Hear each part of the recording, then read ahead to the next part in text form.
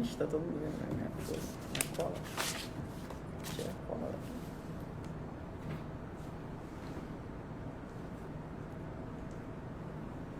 Joan Caela.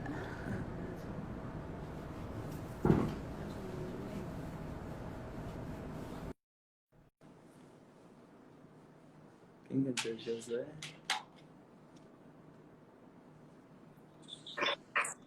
Hola. Hola, buenas noches. Buenas noches.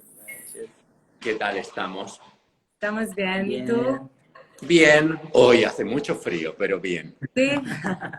Acá también. Sí. Hoy ni tanto. Aquí ya llegó el invierno, ya estamos terrible. Ya voy a estar con el pañuelo todo el tiempo, ya veréis. Bien, Bien. vamos lá. Las personas están entrando. Vamos a quedar aquí un poquito para ver Sí. que entras. Saludos a todos. Aline. Y al mejor profesor John.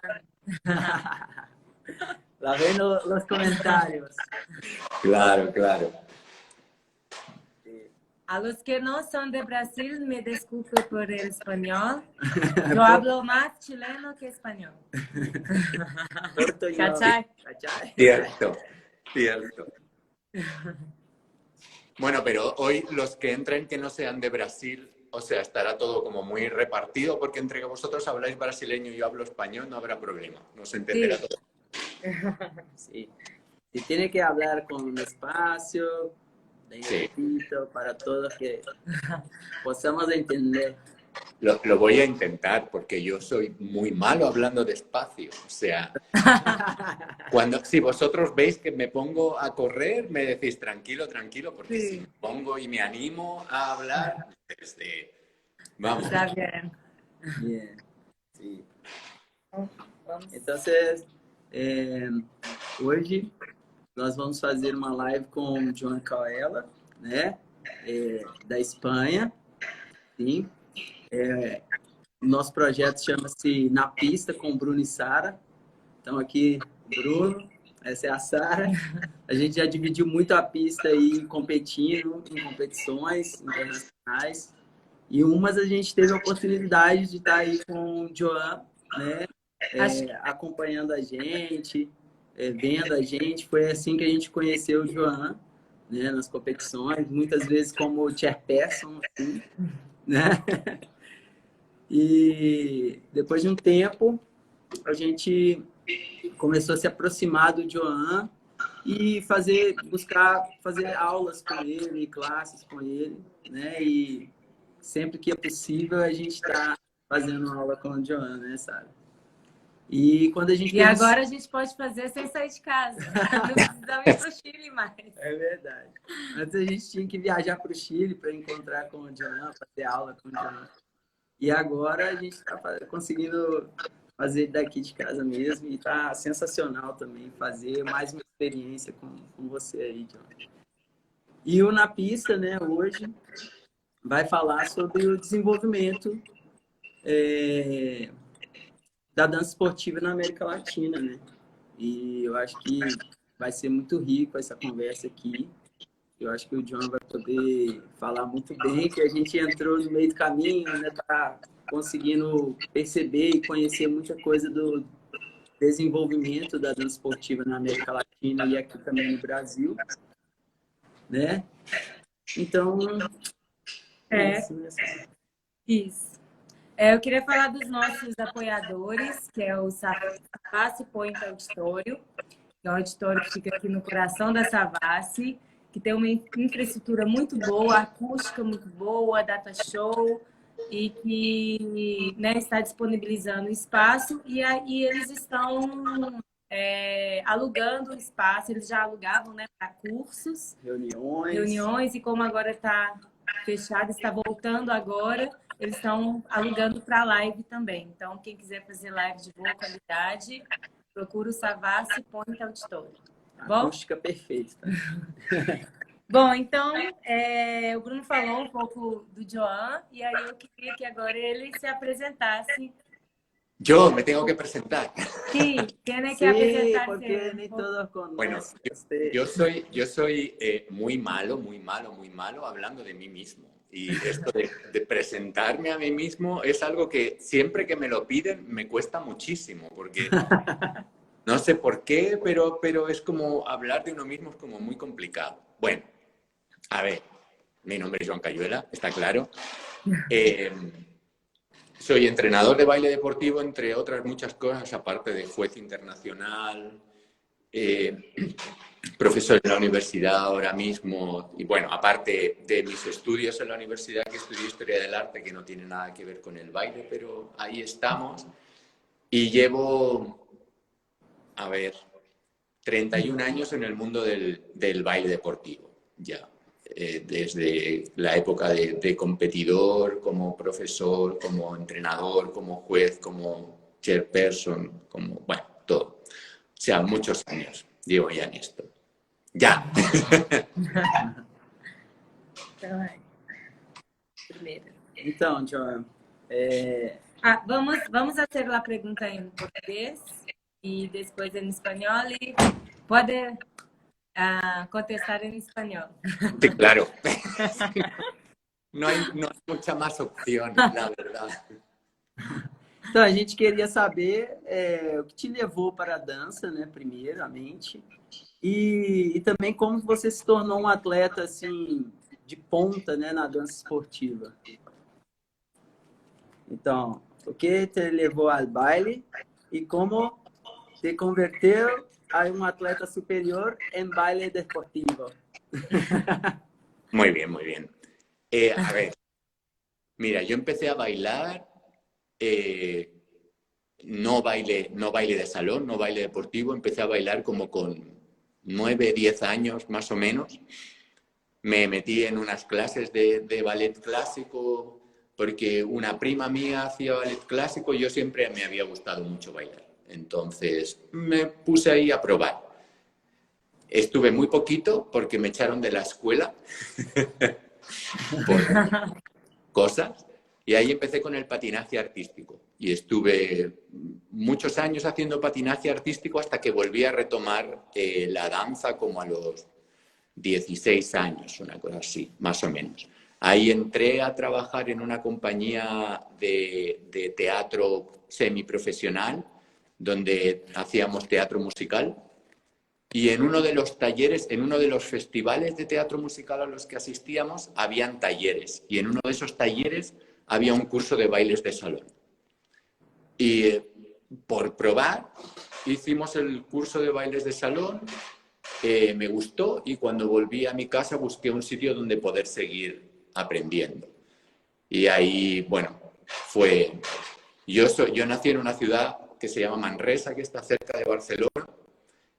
Y claro, en Manresa es muy pequeñito, entonces tenía muy pocas posibilidades. Entonces estuve como un año haciendo clases en Manresa, pero enseguida el profesor me dijo que me fuese a la escuela Barcelona y bueno, ahí me fui. Empecé en serio con el baile de salón como a los 19 años, que para Europa es muy tarde. Pero bueno, pero para España en ese momento tampoco era tan tarde porque era muy al principio del baile de salón en España. Justo empezaba, llevaban muy poco tiempo, llevaban como 2 o 3 años con la federación, había muy poca gente todavía que bailaba, pero dio la casualidad de que el año que yo llegué a Barcelona llegaron 2 profesores internacionales a vivir a España.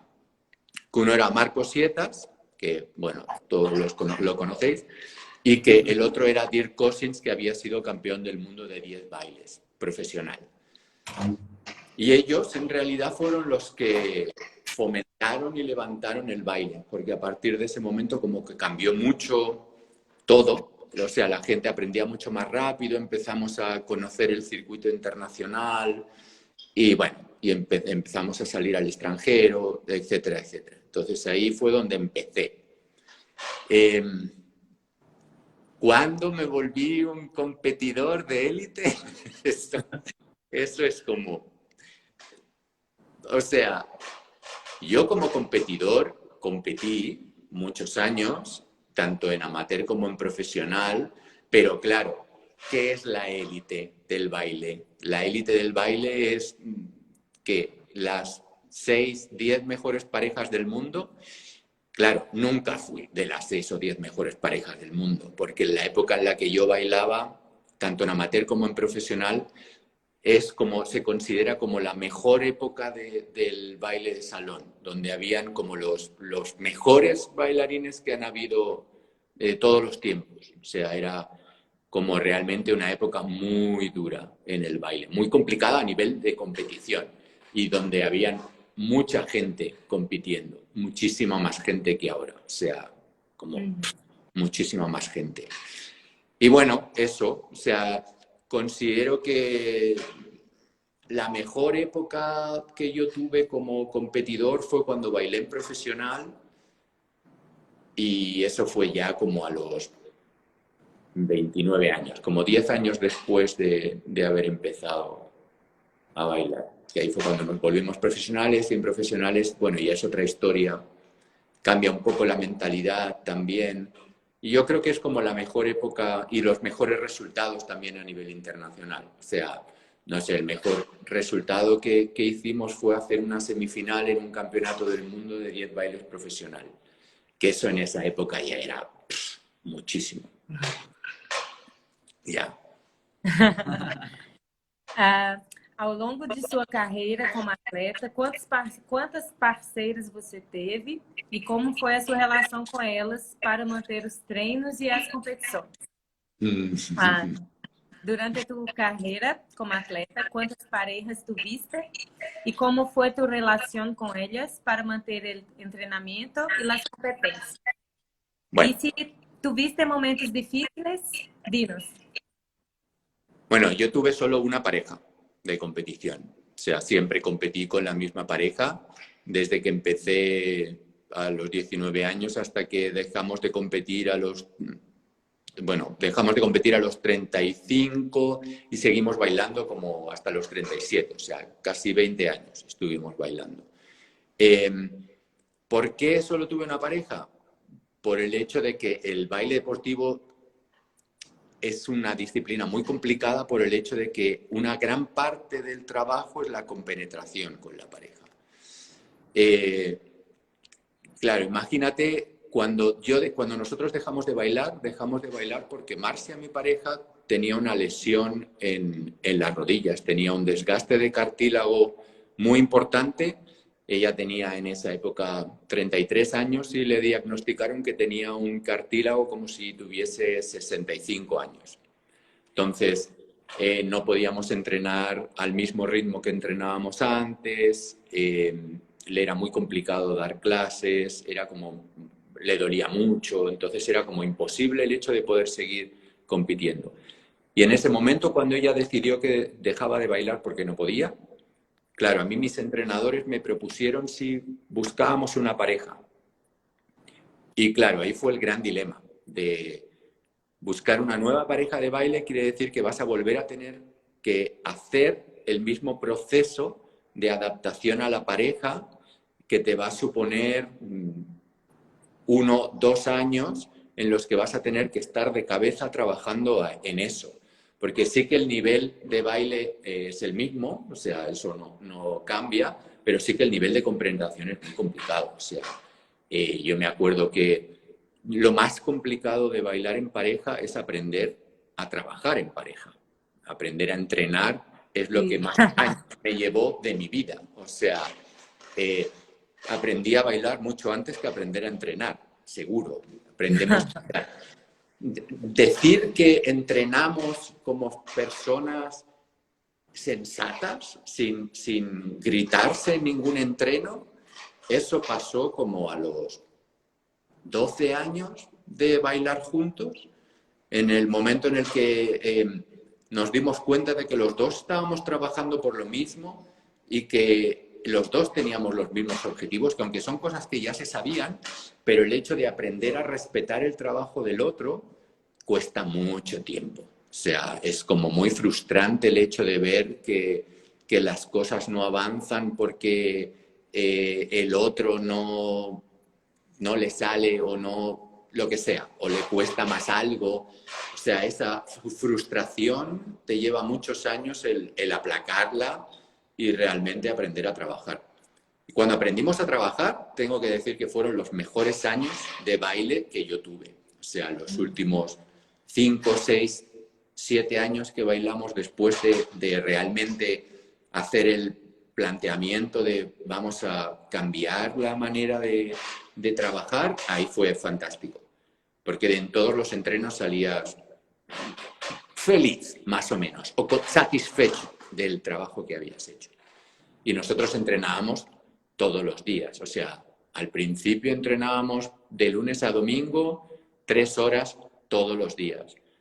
Y después de unos años que empezamos a trabajar con preparadores físicos, psicólogos deportivos, y que nos planificaron el entreno, nos dijeron que estábamos locos, que no se podía tener el ritmo de entrenar todos los días, que por lo menos un día a la semana teníamos que parar para recuperar el cuerpo, tal. Pero de todas maneras entrenábamos 5 o 6 días a la semana, mínimo 3 horas. 3, 4 horas era lo normal, más o menos. O sea, malos momentos. Yo creo que los entrenos siempre son los peores momentos.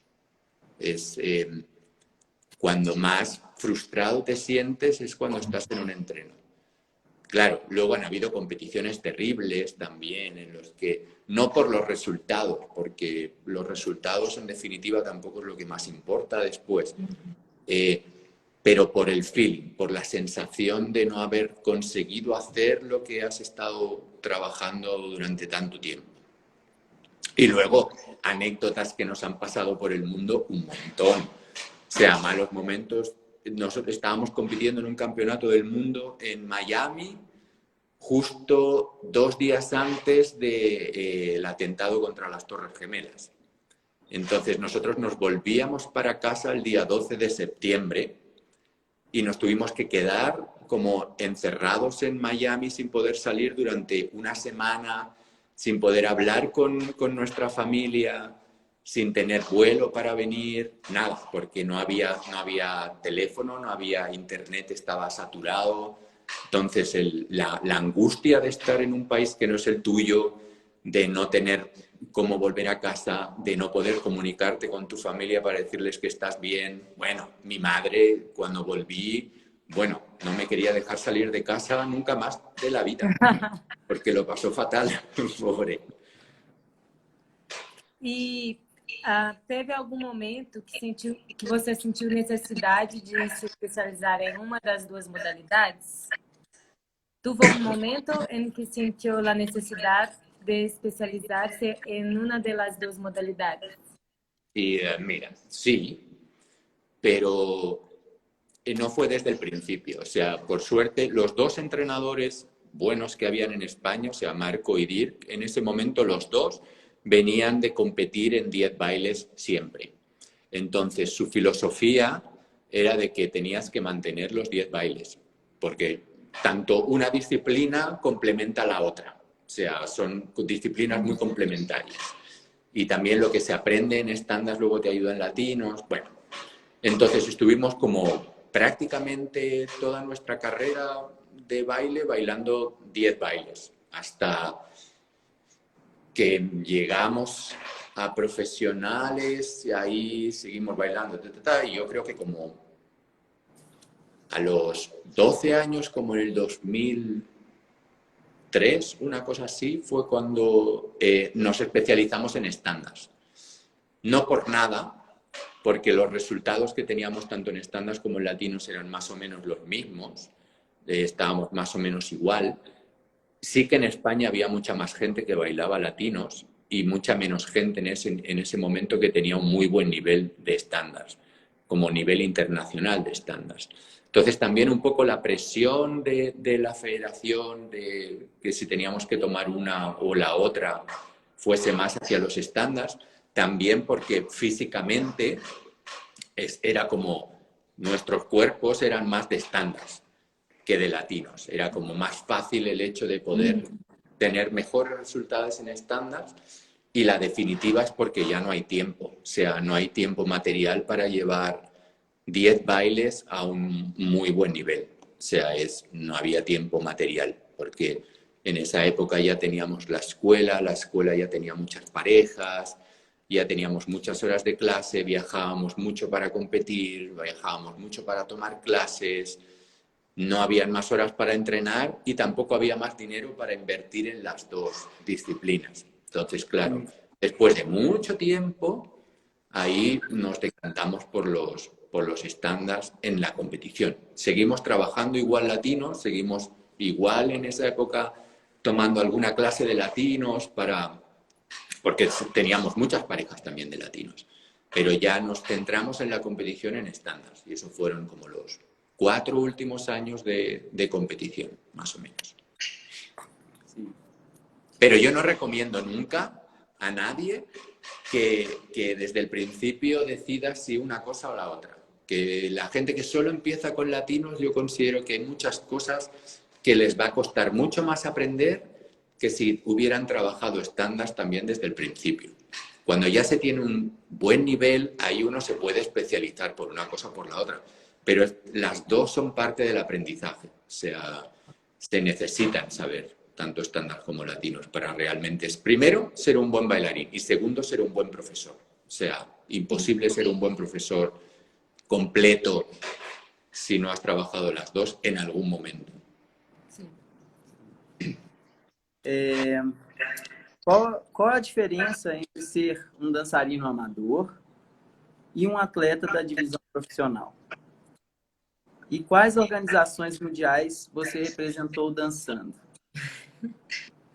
Qual é a diferença entre ser um bailarino amador e um atleta da divisão profissional?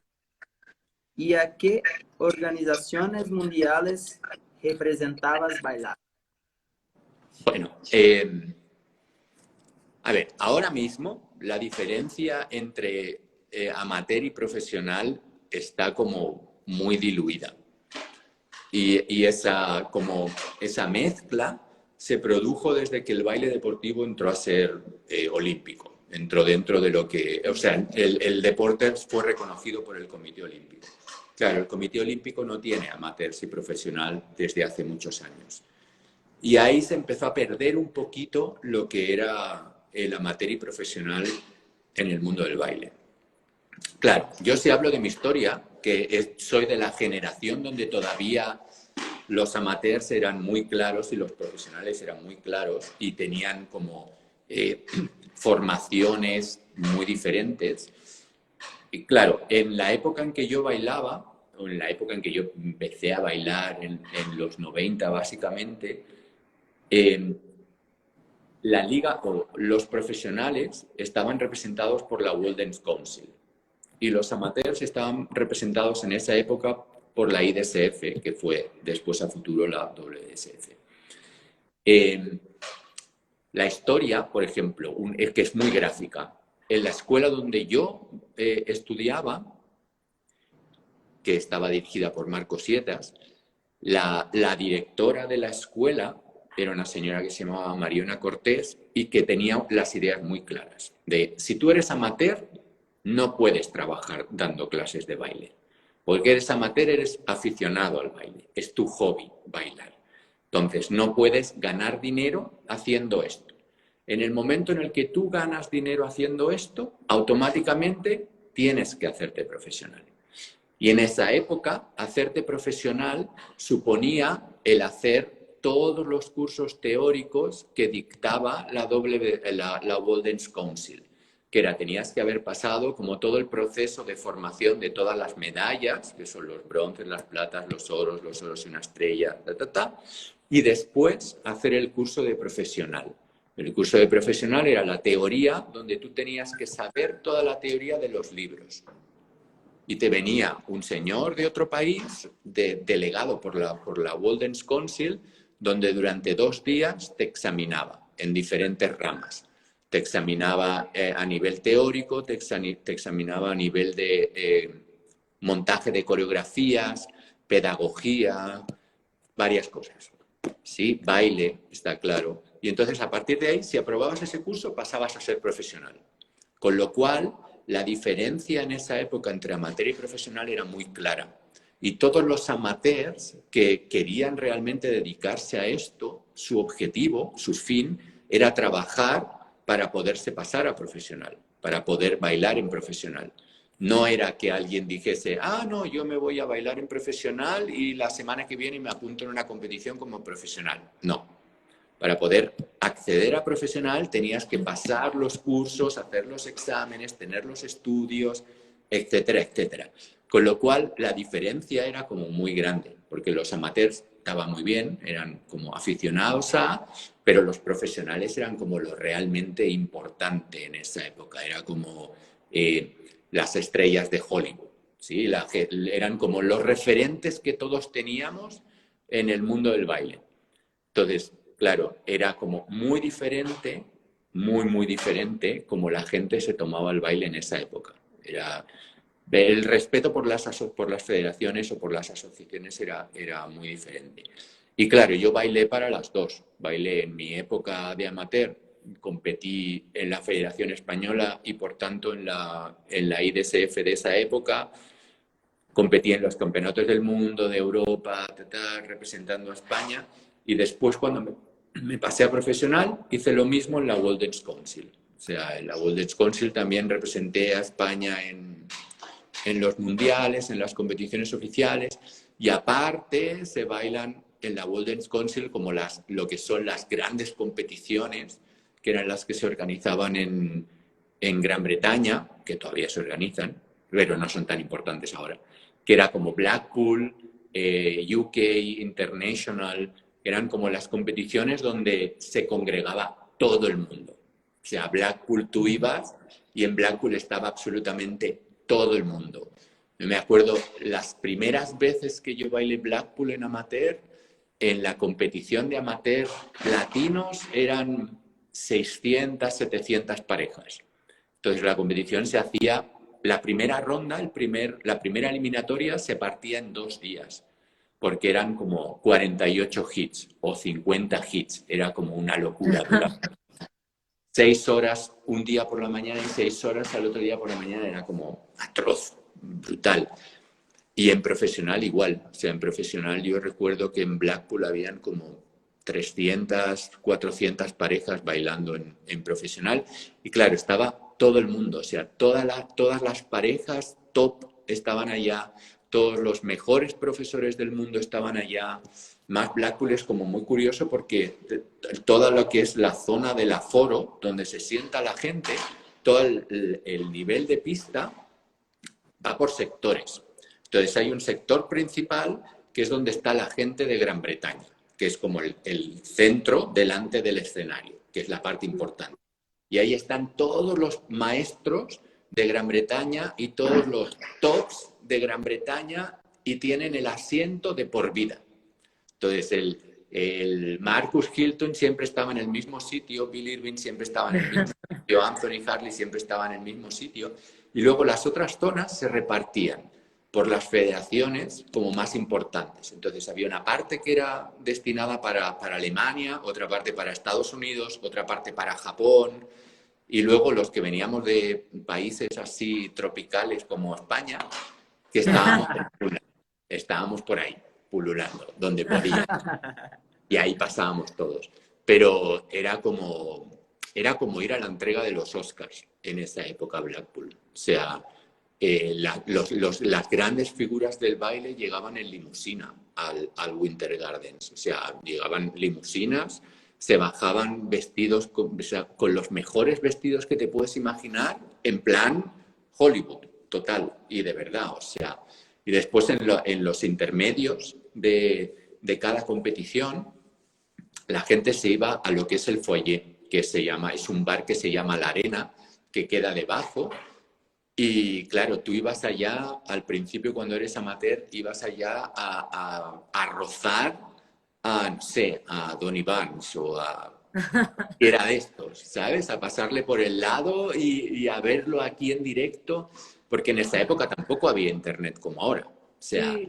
está claro No que se no podía tenía ver en YouTube los vídeos. para nada, no podías ver nada, ni tenías tanto acceso como hay ahora, ni mucho menos. O sea, era gente aparte, si tú querías tomar clases con ellos, tenías que irte a Gran Bretaña, porque ellos no viajaban como ahora, que tú ahora te los puedes traer para que te den clases. No, en esta época tenían tanto trabajo en Gran Bretaña que todo el mundo que quería hacer clases con ellos tenía que ir a Gran Bretaña.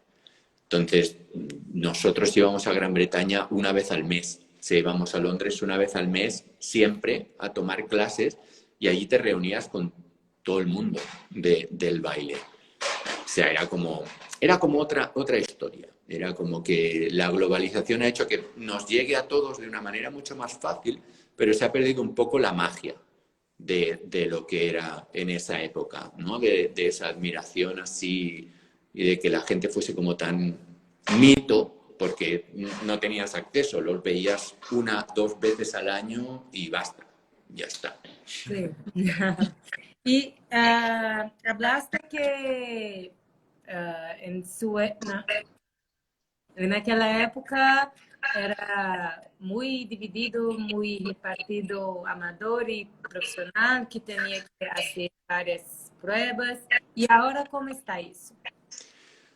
Bueno, ahora no existe así. O sea, ahora como si dijésemos el formato clásico de la promoción, o sea, de los estudios, se mantiene en los países que trabajan básicamente con la World Dance Council. O sea, Estados Unidos sigue teniendo el mismo sistema. Gran Bretaña sigue teniendo el mismo sistema. Japón, Australia siguen teniendo exactamente el mismo sistema. Europa, por ejemplo, no. Europa no tiene ese sistema, porque en el momento en el que la WSF entró, o sea, cuando Carlos Freytag entró en la WSF como presidente, primero como secretario general y después como presidente, le dio como un vuelco a la federación. O sea, lo que hizo fue como crear la WSF con unas miras mucho más empresariales. No porque la convirtiese en una empresa, ni mucho menos porque era una federación deportiva, pero sí toda la estructura que creó y la proyección que le dio fue brutal. Entonces, él consiguió que el Comité Olímpico aceptase el baile como deporte. Y a partir de ese momento, las cosas cambiaron muchísimo. Entonces, claro, el movimiento amateur en la WSF es muchísimo más importante que el movimiento profesional en el mundo. O sea, porque en la WSF hay, no sé, ahora mismo no sé cuántos miles de federados, cosa que en la World Dance Council no hay tantos, porque la liga profesional es mucho más pequeñita, son muchos menos. Entonces, claro, ese volumen de gente en Europa hizo que el competir en la WSF y ser el mejor en la WSF te llevase a un nivel brutal de baile. Y sobre todo la exigencia que se tenía para llegar a ese nivel. Lo que pasaba antes es que esa gente que llegaba arriba automáticamente saltaba a la World Dance Council para seguir trabajando como profesional. Y en la WSF ya ahora no pasa. O sea, ahora la gente llega hasta arriba, se está un tiempo y después se pasan a la liga profesional de la WSF o simplemente dejan de bailar. Y la historia esta de que si das clases no puedes competir en amateur, esto se terminó hace muchos años, muchísimos años. O sea, ahora toda la gente que baila en amateur en la WSF trabaja dando clases, la mayoría. O sea, sobre todo todas las buenas parejas de cada país, todas trabajan dando clases. Con lo cual, claro, se pierde mucho la diferencia entre profesional y amateur, porque en realidad hacen lo mismo. O sea, y la mentalidad que se tiene como profesional tampoco es tan diferente de la mentalidad que tiene ahora un amateur, porque un profesional cuando se pasaba a bailar en profesional hace 30 años, 20 años, claro, daba como un giro a su manera de bailar, porque en amateur se bailaba perfectamente a nivel técnico y en profesional se intentaba ir un poquito más allá, como en buscar una manera más personal de evolucionar el baile. Y entonces salían como ciertas evoluciones, que no sé, el caso más más emblemático de siempre fue Donny Barnes, que fue como uno de los grandes padres de los latinos, que era una persona que como investigaba mucho en el baile y como mejoró mucho todo lo que era la técnica a partir de, una vez estar en profesional, como intentar mejorar, como intentar hacer las cosas de otra manera, buscarle un sentido, buscar una historia, que la pareja tuviese un carácter, que tuviese una personalidad, etcétera. Y eso ahora no pasa. O sea, ahora ves parejas en la WSF excelentes a casi el mismo nivel que las mejores parejas profesionales. E conta sobre suas experiências na América Latina antes de você se mudar para o Chile definitivamente. Cuéntanos sobre tus experiencias en América Latina antes de mudarte a Chile definitivamente. Bueno, te tendré que contar, te tendré que explicar primero la historia de por qué llegué yo aquí, claro. Sí. Mira, yo dejé de competir en el 2005. Antes del 2005, Marcos Sietas ya estaba trabajando en la WSF y él ya me había pedido el empezar a trabajar colaborando en algún país, en este caso en Colombia. Pero como que todavía estaba compitiendo, no, era como que siempre era que no, porque no podía estar 1 o 2 semanas fuera sin entrenar y sin competir. Pero cuando dejé de competir, ahí me volvió a contactar. Y entonces llegué por primera vez. ¿Esto fue en cuál año? 2006. En el 2006 me volvió a contactar para que viniese a trabajar para la Federación Colombiana en ese momento. Y bueno, ahí empecé en Colombia. En Colombia conocí gente de Ecuador que vinieron al taller que yo hice. La gente de Ecuador contactó también con Marco para que fuese a trabajar a Ecuador y ahí empezó a crecer la historia. O sea, a partir del 2006 empecé a llevar Colombia y Ecuador y a los 3 años más o menos ya llevaba como bastantes más países. Y al final de todo llegué a coordinar todos los países que tenían federación en Latinoamérica y trabajar para conseguir que los países que no tenían federación tuviesen federación. O sea, como se uniesen a la WSF y empezasen a trabajar a partir de lo que estaba trabajando la WSF. Eso fue hasta el 2011. 2011, sí, en el 2011 empecé a juzgar por Chile. Y en el 2015 me vine a vivir a Chile. ¿El por qué me vine a vivir a Chile? Primero por una cuestión de que estaba llevando como 13 países, creo, más o menos, en Sudamérica, y ya me pasaba más tiempo aquí que en Europa. Y entre otras cosas perdía mucho tiempo, porque claro, los viajes son muy largos. O sea, ahora hay muchos más vuelos directos a Europa de los que habían en esa época.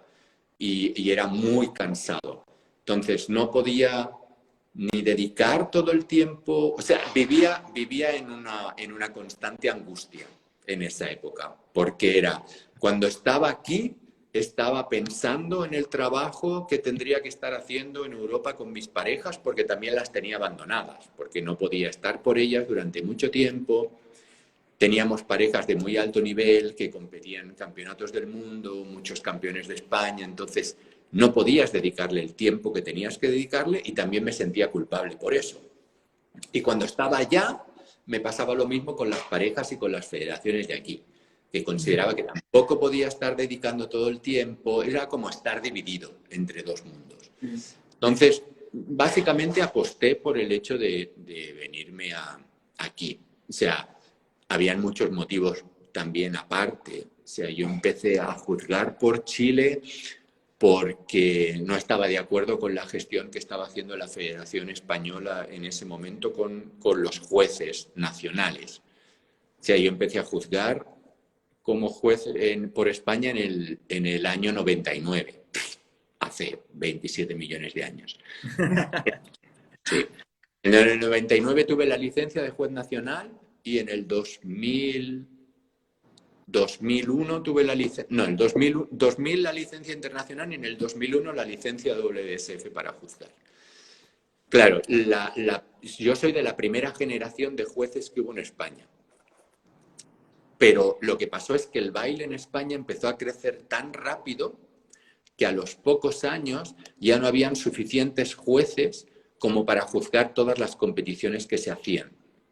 O sea, al principio solo habían una competición a la semana. Imaginaros, eran pocos, pero todas las semanas había competición. Lo que pasa es que esas competiciones siempre eran alrededor de Barcelona, o sea, eran Cataluña. Entonces, con los jueces que habían, eran suficientes. Cuando el baile empezó a crecer en España, lo que pasó es que habían 2, 3, 4 y hasta 5 competiciones cada semana. O sea, el mismo domingo habían 5 competiciones en 5 lugares diferentes de España. Entonces era imposible que los jueces que habíamos pudiésemos juzgar. Entonces, ¿qué pasó? Que empezaron a crear jueces, como a bajar el listón de calidad, ¿sabes? En vez de que los jueces tuviesen que ser de la máxima categoría, que tuviesen los cursos profesionales, que hubiesen hecho todo el proceso de aprendizaje, no, empezaron a bajar los parámetros. Entonces, claro, empezó a entrar gente como juez que no tenía la formación que debía tener, sobre todo los conocimientos de baile que debería tener y sobre todo no eran profesionales al uso. Quiere decir que gente que se dedicaba profesionalmente a otra cosa y que siempre se había dedicado al baile como un entretenimiento, como un hobby, pasó a tener la licencia de juez. Y esa gente juzgaba. Entonces, ¿qué pasó? Que yo y otra gente como yo, que éramos teóricamente de la primera generación, los que más tiempo llevábamos, los que sí teníamos toda la formación, ibas a juzgar a una competición donde habían 7 jueces más y todos los jueces ponían primero y tú ponías sexto a la pareja. Entonces, claro, el que quedaba mal eras tú, porque eras el que ibas al revés de todo el mundo.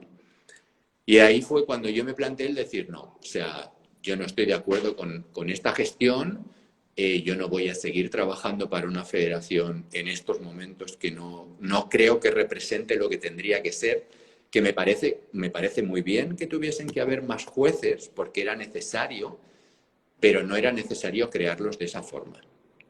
Y entonces eso fue lo que, junto con el hecho de que yo ya estaba en Latinoamérica trabajando, que aquí también faltaban jueces, que se necesitaba hacer presente a los países de Sudamérica en el mundo, o sea, en otras competiciones. Ahí fue cuando, junto con Marco, pensamos que sería una buena idea el hecho de que hubiese un juez en Sudamérica que los representase. Y ahí fue cuando yo propuse a la Federación Chilena, que en ese momento estaba Mauricio Vergara como presidente, y evidentemente la cosa prosperó. Y a partir de ahí, claro, yo juzgaba representando a Chile 3 veces al mes y por todo el mundo. Entonces, claro, todo el mundo empezó a conocer que en Sudamérica también había baile. ¿Sí? Que la gente aquí también bailaba, que aquí también se estaban haciendo cosas. Y bueno, eso es básicamente la historia del por qué me vine para acá. Y como llegué aquí, pues por eso, por el hecho de que no era imposible el hecho de llevar tantas cosas a la vez y gastar tanto tiempo y tener la cabeza tan dividida. Vou pular essas aí. Quais foram os suportes, né, os apoios que a WDSF deram no início do seu trabalho na América Latina e como isso chegou ao fim? Yeah. ¿Cuáles fueron los apoyos que WDSF proporcionó para el comienzo de su trabajo en América Latina y cómo llegó a su fin? Bueno, claro, para eso hay que explicar un poquito la historia del por qué la WSF llegó también a América Latina y por qué interés tenía realmente, qué intereses había. Bueno, todo empezó a partir del hecho de que el Comité Olímpico reconoció el baile como deporte. El Comité Olímpico exige el hecho de que el deporte como el deporte que han añadido, que han reconocido, esté representado en al menos 4 de los 5 continentes. Y que en esos al menos 4 de los 5 continentes tengan un número determinado de federaciones deportivas reconocidos por los ministerios del deporte y por los comités olímpicos nacionales. ¿Sí? En ese momento, el Comité Olímpico Internacional dio una partida de dinero, o sea, dio una subvención importante de dinero a la WSF para que cada año pudiese fomentar el baile en esos países. No recuerdo la cantidad de dinero que eran cada año. No sé si eran $40.000, una cosa así, que estaban destinados a formación. Entonces, lo que hizo la WSF fue enviar entrenadores a los países que solicitaron la ayuda, ¿sí? Porque ya habían en países donde había baile. O sea, por ejemplo, Ecuador, Brasil, Argentina, son países donde había gente de otros países que habían introducido el baile de salón, ya. Y a través de esa gente ya había como una microestructura de baile que permitió que esa microestructura contactara con la WSF. Y la WSF automáticamente envió entrenadores. Claro, los primeros entrenadores que vinieron, no fui yo, está claro. El primer entrenador que vino fue Marco Sietas, que fue precisamente a Brasil con la federación anterior. Sí. Y que estuvo, como creo, 2 años yendo Marco Sietas a Brasil. Y él fue como el primero. De ahí creo que el segundo país fue México, que fue Jesús Rubio a trabajar a México, y Argentina. Creo que fue también de los primeros países, que ahí fue Anastasia Maximova. Y esos son como los 3 primeros. Después cambió. Brasil, cuando Marco ya no pudo ir más, empezó a venir Eva Angües. Y fueron como los 3 primeros entrenadores que empezaron a venir. Luego se sumó Colombia, se sumó Chile, y ahí fue como, bueno, cada vez fue a más. Claro, la WSF lo que hacía era pagar al entrenador X dinero, muy poco, para lo que era el trabajo, era muy poco, pero bueno, todos al principio cuando empezamos a trabajar teníamos mucha ilusión y creíamos mucho también en el proyecto. Sobre todo, había mucha gente que venía por el hecho de, bueno, de que era como una cosa muy exótica venir a trabajar a Latinoamérica y que la gente muchas veces venía casi en plan vacaciones. No porque no trabajasen, pero bueno, que tampoco era una cosa como demasiado seria. Uh-huh. Y bueno, la federación, la WSF, pagaba el pasaje y pagaba los honorarios de los cursos, que eran como 30 horas de clase que se tenían que hacer. Y eran básicamente destinadas a formar entrenadores. A formar, o sea, dar la primera formación de entrenadores para que después estos entrenadores pudieran dar la información a las parejas y empezar a crear parejas. Claro, cuando yo llegué ya había una pequeña estructura de baile. Las condiciones eran las mismas, la WSF seguía pagando los cursos y pagando los pasajes y ya está, y la organización nacional pagaba los gastos de manutención. Pero ningún entrenador de los que habían venido como había realmente... A ver, esto puede sonar muy mal porque si me está viendo alguien... Lo que pasa es que como en Europa ahora es muy tarde, no creo que me vea nadie. Pero claro, ninguno como había sentido el proyecto como suyo a nivel de desarrollar todo. No solo de crear entrenadores, sino de ayudar a formar la federación, de dar unas pautas para que la federación formase, de ayudar a las mejores parejas a subir el nivel y sobre todo, que para mí es lo más importante, de crear competiciones, de como alentar, fomentar que las federaciones creasen competiciones, porque en realidad este deporte, si no hay competición, no es nada. O sea, es imposible fomentar el baile deportivo si no se compite. Es imposible aprender si no se compite. Es imposible mejorar si no se compite. O sea, es como la competición, en principio, es como el pilar más importante de nuestro deporte. Y es algo que cuantos más años lo hagas, más habrás aprendido. Una vez dejas de competir, aprendes de otra forma. Pero todo el bagaje que uno aprende compitiendo es, como yo creo, la base que te va a servir para siempre. Y sobre todo es lo que motiva a la gente a seguir bailando. Entonces, lo que yo intenté hacer fue eso, el empezar a crear competiciones. Y no solo creamos competiciones nacionales como circuitos de competiciones nacionales, sino empezamos a crear los rankings de promoción de las parejas en algunos países y conseguimos organizar competiciones de la WSF en Latinoamérica. La primera competición que se hizo no fue cosa mía, o sea, yo no tuve nada que ver, porque ahí fue José Luis Tejo de Chile, que en ese momento era el presidente de la Federación Chilena, el que organizó la competición. Una súper buena competición donde todos los que estábamos trabajando alentamos a las parejas a que vinieran a competir. Entonces, en esa competición vino gente de México, vino gente de Ecuador, vino gente de Perú, vino mucha gente de Argentina. Fue como la primera competición así internacional que se hizo y donde toda la gente del baile se empezó a conocer en Latinoamérica. ¿En cuál año? 2009 fue eso. O sea, fue como la primera competición latinoamericana de la WSF que hubo. Hubieron 5 jueces internacionales. ¿Había alguna titulación como campeonato, competencia sudamericana? No, era solo una competición WSF. Era una competición, un Open de la WSF que daba puntos para el ranking de la WSF. Ya está. Ahí Marco y Carlos invitaron a una pareja, invitaron a Isaac Rubira y Desiree, que en esos momentos eran campeones de España de 10 bailes, para que vinieran a competir.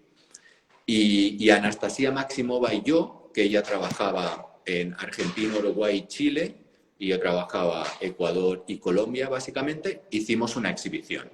Hicimos 2 bailes en esa competición. Y ahí empezó todo. Pero claro, después de eso ya no hubieron más competiciones de la WSF. Y yo consideraba que era súper importante el hecho de que ese ambiente que se había creado, de que todos se conociesen, de que todos pudiesen hacer masterclass, donde nosotros diésemos y estuviesen gente de otros países, que conociesen gente, jueces internacionales, que viesen parejas de nivel. Claro, todo eso era súper importante y yo intenté que en otros países lo empezasen a hacer.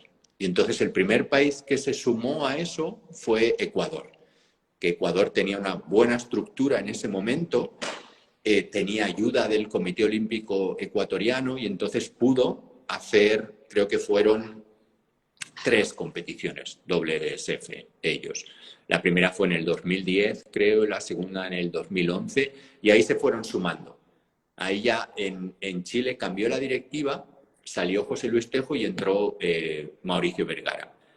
Y Mauricio también fue un gran aporte a lo que es el desarrollo del baile en Latinoamérica, porque también ayudó mucho a crear competiciones y sobre todo a crear los primeros campeonatos latinoamericanos y panamericanos que se hicieron en Chile, donde vinieron más jueces internacionales, donde conseguimos traer entrenadores que no trabajaban en Latinoamérica, como Paolo Bosco, por ejemplo, que lo trajimos para trabajar, para dar talleres, para juzgar, y bueno, empezó a crecer. Y llegó un momento que teníamos 3 competiciones WSF al año en Latinoamérica. Y claro, esas competiciones sí que estaban en gran parte pagadas por la WSF, porque la WSF pagaba a los jueces, pagaba los pasajes de los jueces, ¿qué más pagaba? Y como costeaba todo lo que eran las tasas que las federaciones deben pagar en una competición, que son muy altas, porque cuantas más competiciones hay, más se paga. Entonces era una gran ayuda. Claro, ahí realmente todo el dinero que el Comité Olímpico Internacional daba a la WSF se gastaba, pero se gastaba porque se hacían muchas cosas en Latinoamérica, muchas. Muchos cursos de jueces, muchos cursos de entrenadores en muchos países, se organizaban eso, 2, 3 competiciones al año, súper bien. Hasta el 2016, que ahí se terminó todo y ya no pasó más. Entonces eso es como el papel que jugó la WSF en el desarrollo del baile en esa época. Y es porque Carlos y Marco tenían la obligación, entre comillas, por el Comité Olímpico de hacerlo, de desarrollar el baile en estos países, pero también ellos tenían como un gran afecto al proyecto, o sea, tenían un proyecto que les gustaba mucho y que les apasionaba, que era el hecho de que el baile realmente creciese en otros países y el hacer llegar toda la estructura que podía dar la WSF a países que no tenían tanto. Sí, fue la verdad unos años muy bonitos. Bueno, eso. Ah, entonces, vamos a encerrar esta parte porque ya nos queda un poco tiempo. Y, Ay, no me vas a hacer... pero todos te que ahí están, vamos a volver enseguida. Pronto. Vale, porque ¿Está bien? os dejasteis la Queremos... pregunta importante. ¿Cómo? Os dejasteis la pregunta importante, porque es de ¿y por qué ahora nos sigue? Que eso es lo más importante. ¿Qué pasó con la doble? Sí, pero vamos a dejar un suspense para... Ok, porque si no vamos a cortar. Ah, queremos recordar que yo, Bruno y Joan también estamos organizando la competencia virtual de Spot Competition Web y que estamos en la fase de inscripción. Entonces pueden entrar en el perfil Dance Spot Minas Show para que vean todo el reglamento y puedan inscribir. ¿Está bien? Entonces vamos a esperar y volvemos. Gracias Ok. a todos.